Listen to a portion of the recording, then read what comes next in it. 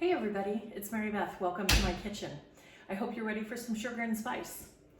Today, it's just before Halloween. If you see, this is all of my Halloween decorations in the house. Some flowers with some black crazy things in it, and 2 pictures of my kids when they were little.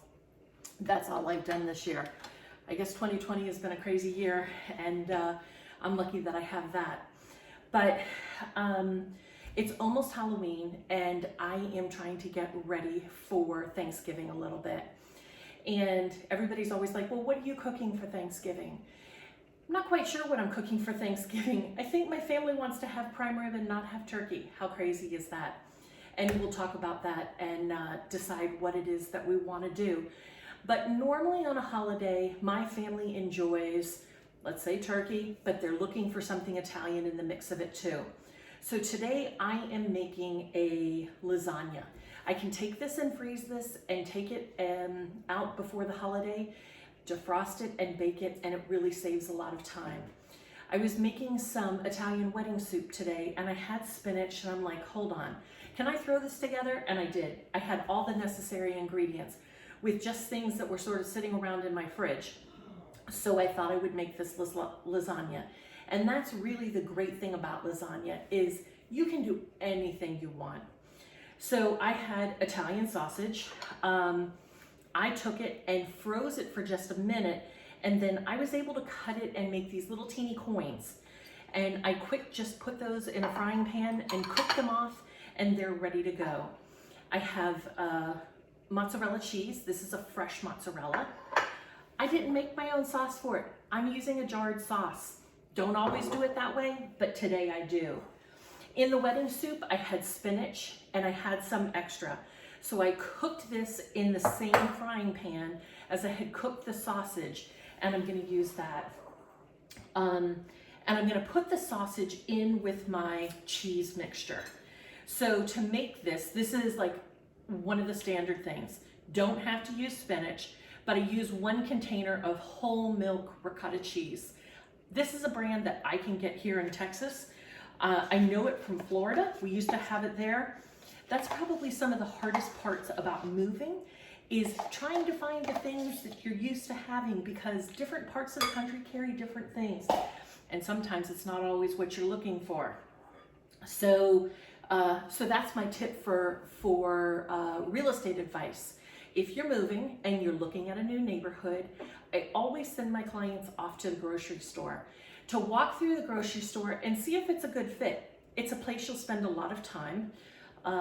Right now, having a grocery store that has the ability to be able to shop online and then be able to pick it up without going in is certainly great, and so many do that. But it's a good way to kind of see if this is going to be a place that feels like home for you. So to my bowl that has the spinach, it has the I think that's a pound of ricotta cheese. I'm gonna add 1 egg. If I was making a bigger lasagna, I could just, for every container of ricotta cheese, I can add 1 egg. And then I always sprinkle a little bit of Parmesan cheese to mine. I usually put a little bit of chopped parsley in it. It'll be harder to see the parsley because I have all that spinach that's gonna go in there, but I think it'll be fine. And then I mix this up, and just for a little extra flavor, I'm gonna throw some salt and pepper in there. So, you know what I think? It's important that you season as you go. Nothing else that I've cooked has had salt and pepper in it today. So the jarred sauce, of course, will have some salt. The sausage has some salt. The cheese will have some salt. It's all there. But having a little bit will certainly be a tasty thing. Okay, so here is my cheese mixture. And listen, making a lasagna is really, really basic. You need something like pasta. For me, I most of the time will use an oven-ready lasagna noodle that you don't have to boil. I think that's best. The only kick to remember when you're using that is make sure that you have enough liquid, because these need something for them to be able to soften up in. And the tomato sauce will be that means here today. So I started the bottom of my pan. I've layered it with a layer of tomato sauce, and then I put on a layer of noodles. And listen, this isn't perfect. This pan is just something that I happen to have, and I can throw it and fit it in the freezer pretty easily, so I'm just making do. And that's the great thing that you can remember. When you make a lasagna, it doesn't have to be Italian ingredients. It can be whatever you have on hand and that you like. You know, I remember this is like a great way for me to be able to clean out my refrigerator, is by making a lasagna.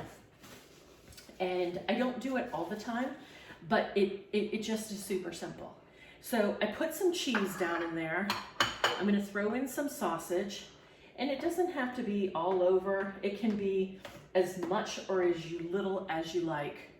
And because I'm gonna be serving this with other food, this is not like the only main part of the meal that I'm making. I feel like I can, let's throw a little of the mozzarella in here too. I have a lot of that mozzarella cheese.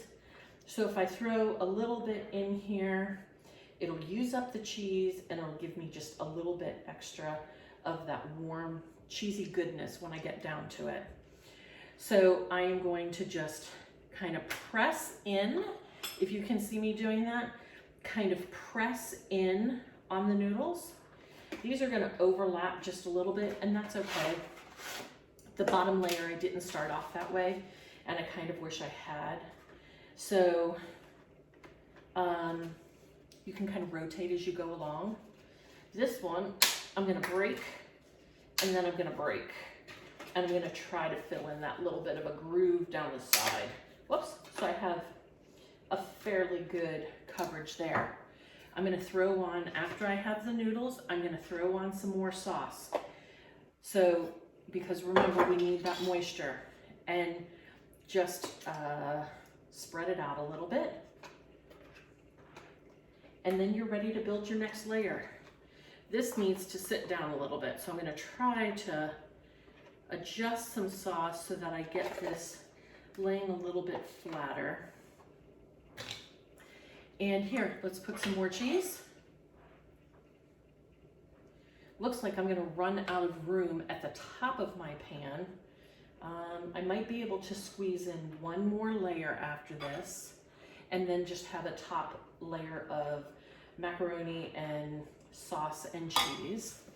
So let's put about half of the remaining sausage in here, and I'll put a little bit more of this mozzarella cheese, and then I'll be able to go on to my next layer.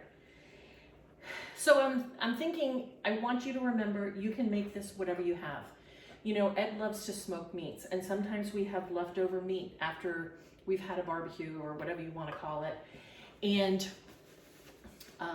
you kind of don't want to keep eating traditional barbecue kind of things together. So sometimes I make a lasagna out of the leftover meat. If it's chicken or it's pork, maybe you do noodles and you do barbecue sauce, and if you want, you can do the ricotta cheese. Sometimes instead of using a red sauce, or in that case, a barbecue sauce, sometimes I make a white sauce, and that's a different variation. Vegetable lasagna is a great thing, and I love to make that. My one trick though, when I make vegetable lasagna, I always think it tastes better after it has sat for a day or two. So if you're making a vegetable lasagna, I recommend that you cook it a day before you want to serve it, and put it after it, you know, kind of cools, comes out of the refrigerator, let it cool a little bit, wrap it and label it and stick it in your refrigerator, and then serve it the next day. You can always heat up lasagna by letting it come to room temperature and then putting it in a 350 oven. When you reheat food, if you're ever looking and you're one of those crazy neurotic ones, make sure to have your thermometer on hand, and you want to make sure that the food, when it's reheated, gets to 180 degrees, and then you're safe, you're good to go. That's my little kitchen tip for the day. But I like to make vegetable lasagna and cook it a day in advance. for some reason, it helps the flavors to marry together a little bit. And I think it always makes a tastier lasagna that way.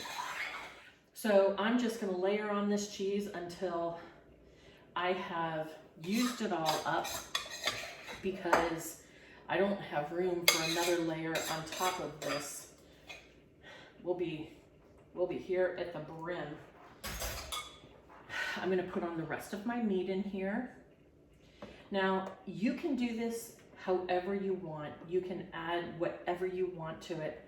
As a kid, oh my gosh, I remember lasagna. I remember my Uncle Red making lasagna, and he had been in World War II in the Navy, and I guess he spent time, I don't know, he learned, let's say this, he learned how to make Hawaiian lasagna. And why it was called Hawaiian lasagna, I don't know. But he called it Hawaiian lasagna. And in his lasagna, he always put hard-boiled eggs. He did sausage, he did a lot of the things that I was doing today, not the spinach, but his was, he called it Hawaiian, and it had sliced hard-boiled eggs in it. And my mom used to make it that way, I guess, just because that's how she had learned from him. And my mother used to have these parties. Oh look, I used up all of my macaroni, so it's a good thing I'm here at my top. My mother used to have a New Year's Eve party, and that we would always have a crowd full of people. And what she would do would be, she would serve lasagna after midnight. And I mean, we as kids, I grew up in Florida, so the weather was, you know, most always warm. We would be playing basketball or, you know, hanging out with our friends. She would have friends. And if you all know me, you know, you've heard me talk of my Aunt Helen. She was my mother's oldest sister, and she was such a part of my life.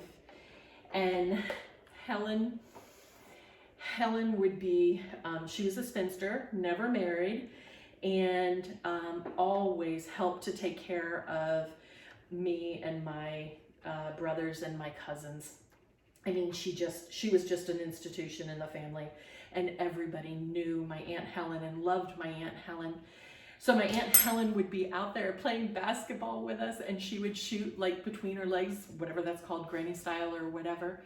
I mean, she was such a hoot. But she would be bringing out the lasagna with my mother after midnight. And wow, those are great, great memories. So I'm just gonna layer on a little bit more of the mozzarella cheese. I do like to use a fresh mozzarella. That bagged stuff or the shredded stuff that you get, not my favorite thing. But again, if that's what you have on hand and you wanna make a lasagna, let it go, you know, and use that and make the best that you can out of it. I guess I'll keep those couple of little pieces. Here, I'm gonna sprinkle on a little bit of Parmesan just because I can. I'm gonna take, and for purposes today, I'm gonna take this and I'm gonna cover it in saran wrap. Then I'm gonna have foil, and I'm gonna lay the foil over the sealed saran wrap, and I'll make sure to write on it what this is, what date I made it, how I need to cook it, and I'm gonna put it in my freezer, and it'll be ready for me in a couple of weeks for Thanksgiving. So I'm Mary Beth Genovese. This is Sugar and Spice and Real Estate Advice. You know, if you ever need help with either cooking or with home buying, you can always reach out to me. I look forward to hearing from you soon.